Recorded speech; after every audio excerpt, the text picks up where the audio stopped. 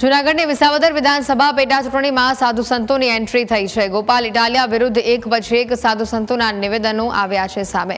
પહેલા મહેશગીરી બાપુ, બાદમાં કિન્નર અખાડાના નીલમદે માતાજી અને હવે અમૃતગીરી બાપુએ નામ લીધા વગર ગોપાલ ઇટાલિયા વિરુદ્ધ નિવેદન આપ્યું છે।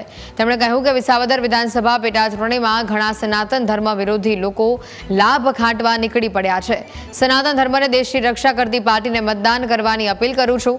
સનાતન ધર્મ વિરુદ્ધ ટિપ્પણી કરીને હવે વિસાવદરની પ્રજાના મત લેવા આવ્યા છે। વધુમાં કહ્યું કે સનાતન ધર્મ વિરુદ્ધ ટિપ્પણી કરવી નહીં। વિધર્મી મુક્ત ગિરનારનું અમે યુદ્ધ કરતા હતા ત્યારે તમે ક્યાં હતા?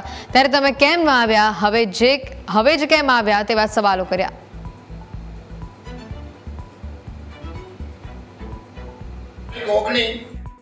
વિસાવદર વિધાનસભાની ચૂંટણી આવી રહી છે, જેમાં સ્થાનિક જનતાને, નગરવાસીઓને નમ્ર વિનંતી છે કે વિસાવદરની ભોળી જનતાને કોઈ લાભ ખાટવા ગામે ગામથી નત નવીન અને ઘણા સનાતની વિરોધી લોકો પણ લાભ ખાટવા નીકળી પડ્યા છે, જેની આપને જાણ કરું છું। વિસાવદરની જનતાને આપના સનાતન ધર્મની રક્ષા કરનાર અને દેશની સુરક્ષા માટે સનાતનની ચિંતા કરતી પાર્ટીને સાથે રહી અને મતદાન કરવા આપ સૌને અપીલ કરું છું।